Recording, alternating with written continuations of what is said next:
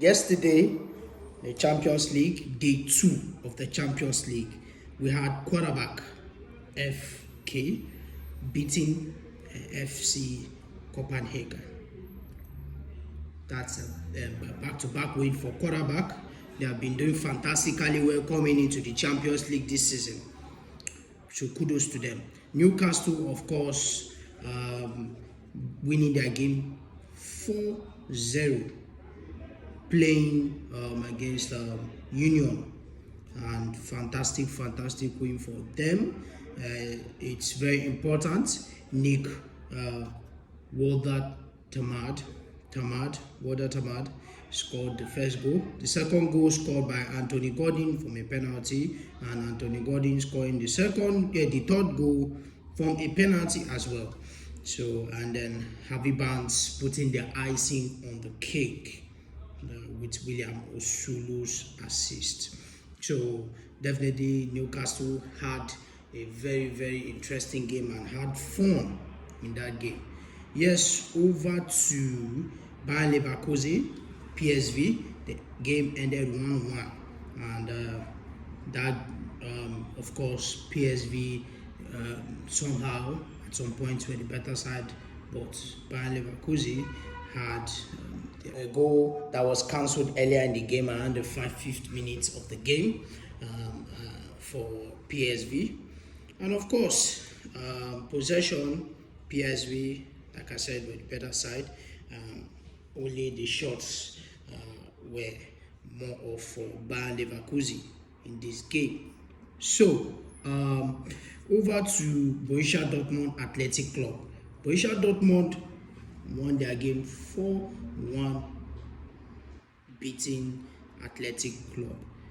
And this was a game that I thought would have been tougher than the way it ended. I felt like Athletic Club would give Borussia Dortmund tough time in this game. But yeah, they didn't have much to offer this game. I mean, of course, the possession wasn't far from each other, but in terms of possession, in terms of shots on target, Borussia Dortmund had it all. They had even more possession in the game. So Dortmund, very clinical with their chances. They didn't waste much chances. In that game, they took their chances, especially most of their chances.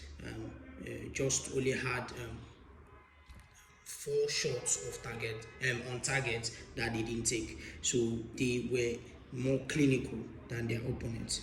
That was the most important thing for them. So kudos to them as they won that one.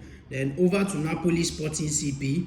Napoli beating Sporting CP 2-1 in this game, and it's 2 goals, of course, from Rasmus Højlund, and both assists is from one player as well, Kevin De Bruyne. So 2 goals from Rasmus Højlund and 2 assists from Kevin De Bruyne. Kevin De Bruyne has been so magnificent for Napoli this season.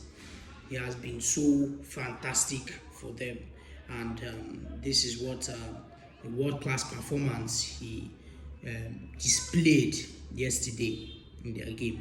And of course, Rasmus Højlund, I don't know. I just hope that it's not a strange thing, because it just looks like when players leave Manchester United, they begin to go somewhere and they begin to look almost totally different from what we saw from them. And you see these things, you know that these players are doing very well. We buy them, they come, and then they just look. After some time, even though they are showing some manner of play, after some time there will be less improvement. But they go to other clubs and they just improve.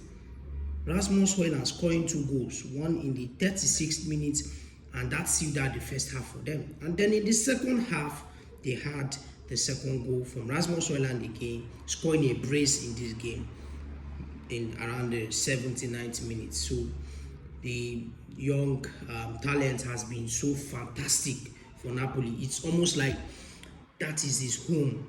that is where he feels. And I think some players. Let's look at it this way. I don't want to believe that it's just about Manchester United.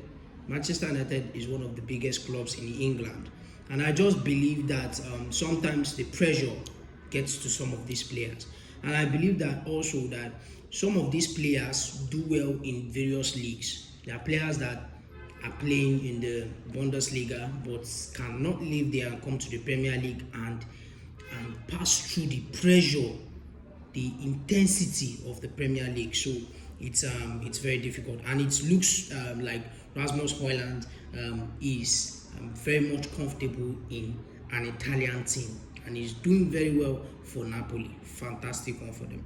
Of course, Villarreal Juventus ended up in a draw. At least from the two sides, it was a very tough game for both sides.